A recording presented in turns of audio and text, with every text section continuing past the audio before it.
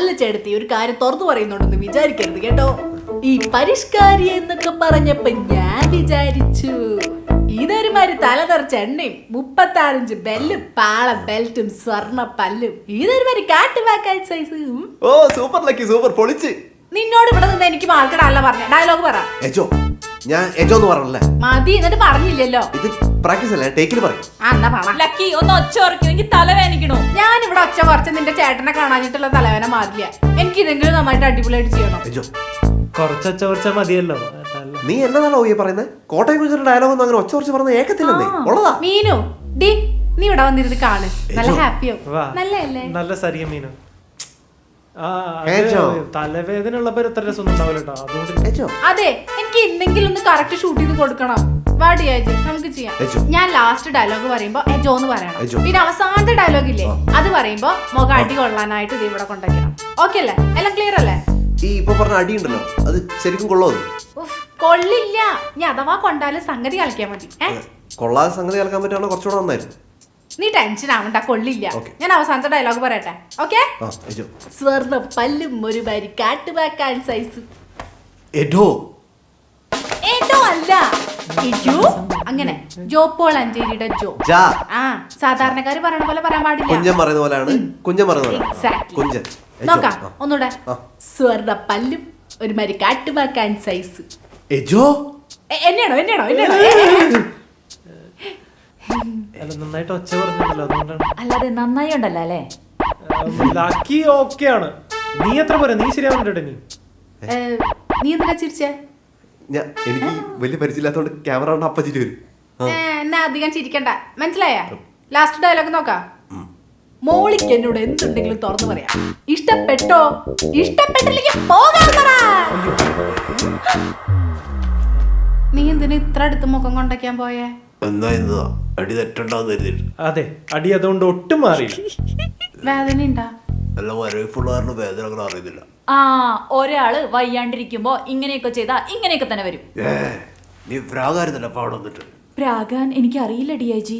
ഓ എന്ത് നെഗറ്റീവ് ആടി നീ. ഒരേട്ടനുണ്ടെങ്കിൽ നിനക്ക് മനസ്സിലായനെ. ഹലോ, എനിക്ക് 3 ഏട്ടന്മാരുണ്ട്.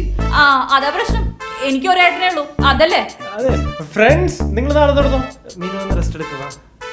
നീ പ്രാക്ടീസ് ചെയ്തോ? ഇത് ചെയ്യുമ്പോ നിന്റെ മോന്തര ഷേപ്പ് മാറാൻ കിട്ടിയ ഭാഗ്യം. മീനാണോ റെസ്റ്റ് എടുക്കുന്നത്? അതെ. ഇപ്പൊ വേദന എങ്ങനെയുണ്ട്? വേദന ഇപ്പൊ മരവിപ്പ് പറഞ്ഞുകൊണ്ട് കുറച്ച് നന്നായിട്ട് അനുഭവപ്പെടുന്നുണ്ട്. എന്നാ നമുക്കൊന്നും ഇങ്ങോട്ട് ചെയ്ത് നോക്കിയാലോ? ഞാനൊരു കാര്യം ചോദിച്ചോട്ടെ, ഇത്ര അടിയടിയും സംഘടനൊന്നും ഇല്ലാത്ത എന്തിനും ചെയ്യാൻ പറ്റുമോ?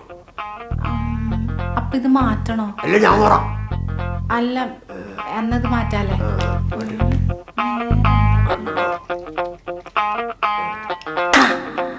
കിട്ടി. B Tech gold medalist, MBA from IIM with gold medal. വലിയ ക്വാളിഫിക്കേഷനൊക്കെ ആണല്ലോ. പിന്നെന്താ ഇത്രയും കാലം എവിടെയും ജോബിന് കയറാതിരുന്നത്? സാർ, ഞാനത് എൻ്റെ ഒരു $1 മില്യൺ ബിസിനസ് ഐഡിയയ്ക്ക് വേണ്ടി വെയിറ്റ് ചെയ്യായിരുന്നു. ഇപ്പോഴും എൻ്റെ ആലോചന തന്നെയാണ്. അത് ശരി. അപ്പം അങ്ങനെ ഒരെണ്ണം കിട്ടിക്കഴിഞ്ഞാൽ താൻ ഈ ജോലി കളഞ്ഞിട്ട് പോകും അല്ലേ? ഇല്ല. എടോ, അങ്ങനെ ഒരെണ്ണം കിട്ടിക്കഴിഞ്ഞാൽ പിന്നെ തനിക്ക് ഇവിടെ ജോലിക്ക് വരേണ്ട കാര്യമില്ലല്ലോ. സത്യമായിട്ടും എനിക്ക് വിശ്വസിക്കാൻ പറ്റില്ല. സാർ വിശ്വസിച്ചേ പറ്റുള്ളൂ. ഇനി അങ്ങനെ ഒരു ഐഡിയ കിട്ടിയാലും എനിക്ക് ആദ്യം ജോലി തന്ന കമ്പനി എന്നുള്ള രീതിയിൽ ഈ കമ്പനിയുടെ മേജർ ഷെയർസ് വാങ്ങും. അപ്പോഴും ഞാൻ കമ്പനിയുടെ ഒരു ഭാഗം തന്നെ ആയിരിക്കും. എടോ, ഒരു റിസപ്ഷനിസ്റ്റിൻ്റെ ജോബിന് തൻ്റെ ഈ ബയോഡാറ്റ ഒട്ടും മാച്ച് ചെയ്യുന്നില്ല. മാത്രമല്ല, താൻ ഇതിനെപ്പറ്റി വേണ്ടത്ര ആലോചിക്കാതാണ് ഈ ഇൻ്റർവ്യൂവിന് വന്നതെന്നാണ് എനിക്ക് ഊഹിക്കാൻ പറ്റുന്നത്. കൂടി വന്നാൽ 1 മാസം. താൻ അത്രയും കാലം ഇവിടെ വരും, അത് കഴിഞ്ഞാൽ താൻ തന്നെ പാട്ടിന് പോകും. ഇല്ല സാർ, എനിക്കിപ്പോൾ ജോബ് അത്യാവശ്യമാണ്. അത് തന്നെയാണ് ഞാൻ പറഞ്ഞത്. തനിക്കിപ്പോൾ ഈ ജോലി ഞാൻ തന്നു കഴിഞ്ഞാൽ ഈ ജോലി കിട്ടേണ്ട ഈ റിസപ്ഷനിസ്റ്റിൻ്റെ ജോബിൻ്റെ ക്വാളിഫിക്കേഷൻ മാത്രമുള്ള ഒരാളുടെ ചാൻസ് ഞാനായിട്ട് കളയും. മാത്രമല്ല, വർഷങ്ങളോളം ഈ കമ്പനിയെ സേവിക്കേണ്ട ഒരു റിസപ്ഷനിസ്റ്റിനെ. ഞാൻ എന്തായാലും ഒരുപാട് കാലം ഈ കമ്പനിയിൽ ഉണ്ടാവും സാർ. എനിക്കിപ്പോൾ ഒരു ഭാരിച്ച ജോലി ഉത്തരവാദിത്വം കിട്ടിക്കഴിഞ്ഞാൽ ഞാൻ എൻ്റെ ഡ്രീമിൽ നിന്ന് വഴിമാറിപ്പോകും. അതാ. നിങ്ങൾക്ക് എന്തായാലും ഈ ജോലി തരാൻ എനിക്ക് ബുദ്ധിമുട്ടുണ്ട്. എൻ്റെ ക്വാളിഫിക്കേഷൻസ് ഒക്കെ അല്ലേ സാർ? നിങ്ങൾ ഓവർ ക്വാളിഫൈഡ് ആണ്, അതാണ് പ്രശ്നം. എന്നാൽ പിന്നെ അതിന് കുറച്ച് സർട്ടിഫിക്കറ്റ് എടുത്ത് മാറ്റിയേക്കും. അപ്പോൾ ഓക്കെ അല്ലേ? നിങ്ങൾക്ക് ഞാൻ പറയുന്നത് മനസ്സിലാവുന്നില്ല സാർ.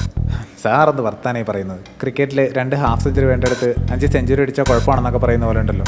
അത് ക്രിക്കറ്റ്, ഇത് ജോബ്. അതൊന്നുമല്ല സാർ. സന്ദീപിനെ വിളിച്ചപ്പോൾ ഞാൻ കയറ്റി വിടാത്തതിലുള്ള ദേഷ്യമാണ് സാർ. താൻ വെറുതെ ആവശ്യമില്ലാത്തൊന്നും പറയണ്ട. താൻ വേഗം പോകാൻ നോക്ക്. യോഗ്യത ഉള്ളവർക്ക് ജോലി കൊടുക്കാതിരിക്കുന്നത് ശരിയാണോ സാർ? യോഗ്യത കുറഞ്ഞവർക്കും കൂടുതലുള്ളവർക്കും ജോലി കൊടുക്കുന്നതാണ് മര്യാദ. എന്നാൽ പിന്നെ ഞാൻ പുറത്തിറങ്ങി പറഞ്ഞേക്കാം. ഇവിടെ യോഗ്യത കൂടുതലുള്ളവർക്കും ജോലിയില്ല, ഇരിക്കേണ്ട, വിട്ടോളാം. അതൊക്കെ ഞാൻ പറഞ്ഞോളാം. താൻ പോ. ഞാൻ ഈ കമ്പനിക്ക് ഒരു അസറ്റ് ആയിരിക്കുമോ നിങ്ങൾ വിചാരിക്കാത്തതാണ് എനിക്ക് വിഷമം. നിങ്ങൾക്ക് പോവാം. എന്നാലേ ഇങ്ങനത്തെ കമ്പനി ജോലി ചെയ്യാൻ എനിക്ക് താല്പര്യമില്ല. സാം നിൽക്കൂ. നിങ്ങളുടെ ഈ സർട്ടിഫിക്കറ്റ് കണ്ടപ്പോൾ തന്നെ ഞാൻ തീരുമാനിച്ചാണ് നിങ്ങൾ റിസപ്ഷനിൽ ഇരിക്കേണ്ട ആളല്ല എന്ന്. അതുകൊണ്ട് മാർക്കറ്റിംഗിലേക്ക് പോസ്റ്റ് ചെയ്യാമെന്ന് വിചാരിച്ചിട്ടാണ് നിങ്ങളെ ഞാൻ പ്രകോപിതനാക്കിയത്. നിങ്ങൾ ഫെയിലായി സാം. ഇത് സാറ് ഇപ്പം ഉണ്ടാക്കിയതല്ലേ? Sam you can go. നിങ്ങൾക്ക് ഇവിടെ ജോലിയില്ല. എന്നാ ഒന്നുകൂടെ നോക്കിയാലും സാറ് പ്രകോപിച്ചോളൂ. Just leave. പതുക്കെ, പ്രകോപിപ്പിക്കണ്ട. ഇവിടുത്തെ മാർക്കറ്റിംഗ് ആയിട്ടല്ലേ നിങ്ങൾ എൻ്റെ ടെസ്റ്റിലും പരാജയപ്പെട്ടു.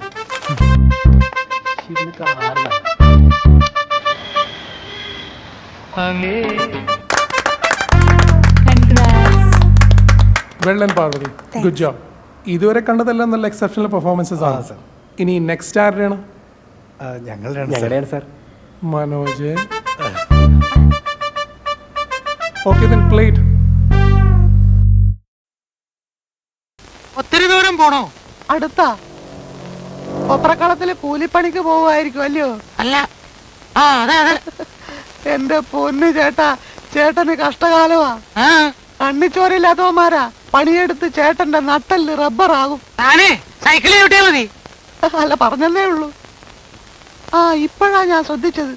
എന്റെയും ചേട്ടന്റെയും ശബ്ദം ഒരുപോലെ ഇരിക്കുന്നു. എന്റെ നാടെവിടാ? കായംകുളത്താ. ആ വണ്ടി ഞാൻ അതിലേക്ക് വന്നിട്ടുണ്ട്. ഓ ചേട്ടന്റെ നാടെവിടാ? മുണ്ടക്കയത്താ. ആ എന്റെ അച്ഛൻ പണ്ട് അവിടെ ചായക്കട നടത്തിയിരുന്നു. സൈക്കിളെ വിട്ടോ. അയ്യോ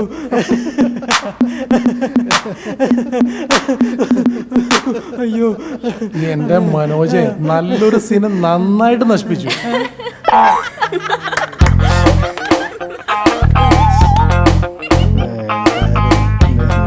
സോ കഴിഞ്ഞോ?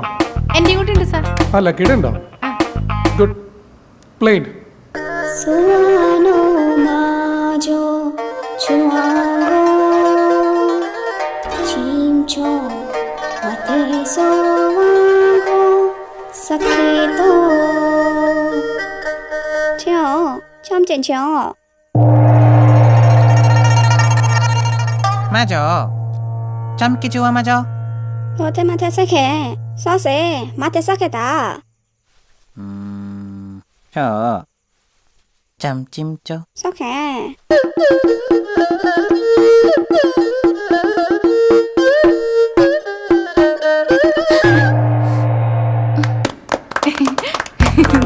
കൊള്ളാലേ. Thank you sir, thank U.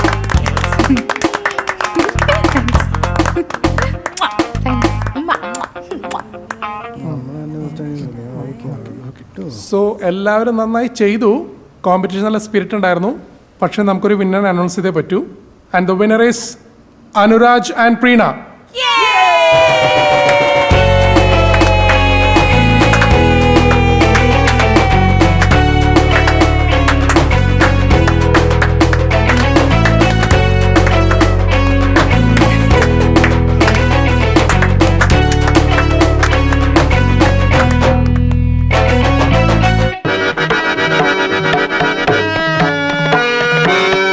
മാനുകളും മയിലുകളും നൃത്തം ചവിട്ടുന്ന ഈ മാലിന്യ തീരം നമ്മെ വല്ലാതെ ആഹ്ലാദഭരിതനാക്കുന്നു. ഇത് നമ്മുടെ നാട്ടുരാജ്യം തന്നെയോ? മഹർഷേ, എന്തേ പോലെ അത് അങ്ങോട്ട് നോക്കൂ. അതൊരു ആശ്രമ കന്യകയല്ലേ? അതോ അപ്സരസോ? അവളെ ഒരു വണ്ട് വല്ലാതെ ശല്യം ചെയ്യുന്നല്ലോ. ഈ തപോവനത്തിലും സ്ത്രീക്ക് പീഡനമോ? പടച്ച തമ്പുരാനെ, വണ്ട് എന്ന് വെച്ചാൽ ലജ്ജാതി വണ്ട്. അതോ 2-3 10-40 വണ്ട് കൂടിയിട്ടല്ലേ ഒരു പെണ്ണിനെ പീഡിപ്പിക്കുന്നത്? നശിപ്പിച്ച് ചോദിക്കാനുണ്ടോ? 10-40 വണ്ട് കൂടെ പിന്നെ നശിക്കൂലേ? എന്റെ അതൊക്കെ നിങ്ങൾ ഇതിനകത്ത് മഹർഷിയ, അല്ലാതെ മുസ്ലിയാരല്ല. മാപ്പിള ഭാഷ പറഞ്ഞ് നാടൻ പറഞ്ഞ് കൊളാക്കരുത് കേട്ടോ.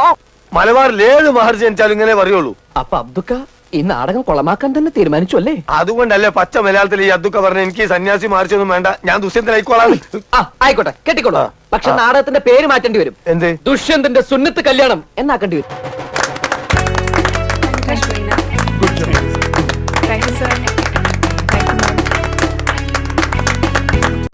ഓഫീസിലെ എല്ലാവരും ഡിയാച്ചിനെ കുറിച്ച് അന്വേഷിക്കായിരുന്നു, അറിയോ? നീ പറഞ്ഞില്ല എന്തൊരു ഗംഭീര എഴുത്തുകാരനാണെന്ന് പെൺകുട്ടികളോടൊക്കെ. ഇപ്പൊ എഴുത്തുകാരൻ മാത്രമാണ്, നടനും കൂടി ആയില്ലേ? ദൈവമേ, ഇനെന്തൊക്കെ കാണാൻ കിടക്കുന്നത് എന്തോ. എനിക്ക് ഭയങ്കര ഇഷ്ടമായി, അടിപൊളിയായിരുന്നു. ഞാൻ വിചാരിച്ചു നിങ്ങളൊരു മണ്ടത്തരം കാണിക്കുന്ന, പക്ഷെ സൂപ്പർ ആയിരുന്നു. മീനുവിന്റെ ശക്തമായ തലവേദനയാണ് ഞങ്ങളുടെ ഏറ്റവും വലിയ പ്രചോദനമായി. എന്തായാലും മീന് ഹാപ്പി ആയിട്ട് കണ്ടല്ലോ, അത് മതി. അതിന് ചേട്ടന്റെ മെസ്സേജ് ഒക്കെ വന്നില്ലേ? ചേട്ടന്റെ മെസ്സേജ് നോക്കട്ടെ. അമ്പോ കാണിച്ചു കൊടുക്കും. അടിപൊളി. ഇത് ഫോർവേഡ് മെസ്സേജ് അല്ല. അത് കുഴപ്പമില്ല, ഏട്ടനാണ് ഇത് കണ്ടുപിടിച്ചത് തന്നെ. ഈ മെസ്സേജ് അയക്കാൻ തന്നെ ഏട്ടൻ കുറെ കഷ്ടപ്പെട്ടിട്ടുണ്ടാവും പാവം. ഡാ നീ അത് വിട്ടോളാം, നമുക്ക് വേറെ ജോലി നോക്കാം. അതല്ലടാ, അയാൾ എന്നെ ട്രാപ്പ് ചെയ്തതാണോ അതോ അയാൾ വീണെടുത്ത് കിടന്ന് ഉരുണ്ടതാണോ എന്ന് മനസ്സിലാകുന്നില്ല. ഒരു പിടി കിട്ടുന്നില്ല. നിനക്ക് വല്ല വട്ടുണ്ടോ ഈ റിസപ്ഷനിസ്റ്റിന്റെ ജോലിക്കൊക്കെ പോകാനായിട്ട്? നീ അത് വിട്ടോളാടാ. എനിക്ക് ഒരു പുതിയ കഥയുടെ ഐഡിയ കിട്ടി. അതുകൊണ്ട് ഇന്ന് എല്ലാവർക്കും എൻ്റെ വക ചെലവ്. നമ്മൾ പുറത്തുനിന്ന് ഭക്ഷണം കഴിക്കുന്നു.